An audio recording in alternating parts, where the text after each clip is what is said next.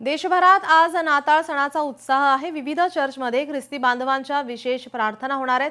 चर्चमध्ये ख्रिश्चन धर्मीयांची मोठी गर्दी पाहायला मिळते। भेट वस्तूंची देवाणघेवाण, सजावटीची लगबग सर्वच ठिकाणी पाहायला मिळत आहे।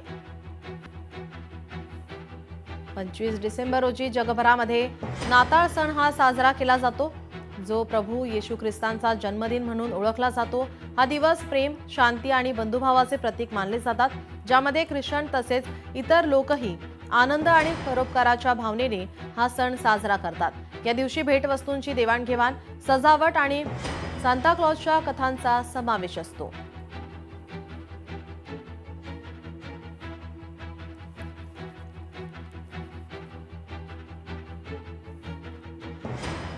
आपल्या प्रतिनिधी भाग्यश्री प्रधान आचार्य आपल्यासोबत मुंबईहून जोडलेले आहेत।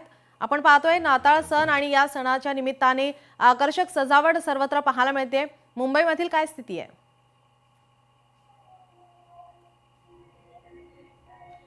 मुंबईमध्ये देखील अशी स्थिती आहे। खरं तर मुंबईमध्ये बँड्रा परिसर असेल, वसई विरार असेल, त्याचबरोबर दादरचं पोर्तुगीज चर्च असेल, हे सगळे चर्च आहेत, हे अत्यंत महत्त्वाचे मानले जातात आणि इथे सगळीकडे नाताळ सण जो आहे तो जोरात साजरा केला जातो।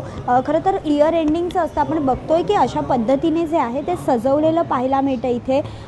त्याच्याचबरोबर आपण बघतोय की येशू ख्रिस्त आहेत, त्याचबरोबर त्यांच्या आई, अशा पद्धतीचं एक सुंदर असं डेकोरेशन केलेलं आहे। प्रत्येक युगात BC AD किंवा AI असो, येशू आजही मानवतेचे हृदय आहे, अशा पद्धतीचा संदेश जो आहे तो इथे लिहिलेला आहे। त्याच पद्धतीचं आपण बघतोय की मास जी आहे ती आता सुरू आहे। सकाळची 6 वाजताची मास पूर्ण झालेली आहे आणि आता 8 वाजताची जी प्रार्थना आहे ती आता सुरू आहे। एक कार्यक्रम जो आहे तो चर्चमध्ये सुरू आहे। खरं तर पुढचे 5 दिवस हे असंच वातावरण असणार आहे। येशूचा जन्म झाल्यानंतरचे 5 दिवस आनंदात साजरे केले जातात। 31 तारखेपर्यंत हे असंच वातावरण जे आहे ते पाहायला मिळणार आहे।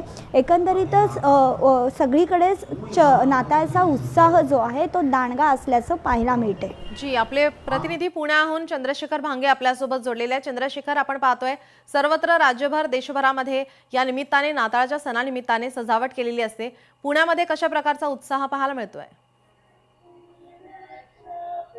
मी पुण्यातील भैरोबा नाला या ठिकाणच्या चर्चमध्ये आहे आणि खरं तर आज मी आतमधली चर्चची जी प्रार्थना आहे ती आपल्या सगळ्या लोकशाहीच्या प्रेक्षकांना दाखवणार आहे। आज सकाळपासून मोठा उत्साह जो आहे तो या ठिकाणी आपल्याला पाहायला मिळत आहे। एकंदरीत शहरभरातून जे ख्रिस्ती बांधव आहेत, त्याचबरोबर इतर जे भक्त आहेत, ते सगळे या ठिकाणी येताना दिसत आहेत। आतमध्ये जे आहे ते मास सुरू आहे आणि आपण बघू शकतो की मोठा उत्साह या सगळ्यामध्ये आपल्याला पाहायला मिळत आहे। प्रभू येशूच्या नावाने या ठिकाणी मोठा जो जयघोष आहे तो आतमध्ये सुरू आहे आणि सगळे ख्रिस्ती बांधव या ठिकाणी आपल्याला पूजा करताना दिसत आहेत। एकंदरीत आपण पाहिलं तर आज सकाळी 6 वाजल्यापासून हे सगळे जे आहेत या ठिकाणी अशा पद्धतीनं प्रार्थना करताना दिसत आहेत। लहान मुलं सुद्धा या ठिकाणी आपल्याला दिसत आहेत, आबाल वृद्ध सुद्धा या सगळ्या याच्यामध्ये आलेले आपल्याला दिसत आहेत। एकंदरीत या आजच्या दिवसाचं फार महत्व जे आहे ते मोठ्या प्रमाणात असतं।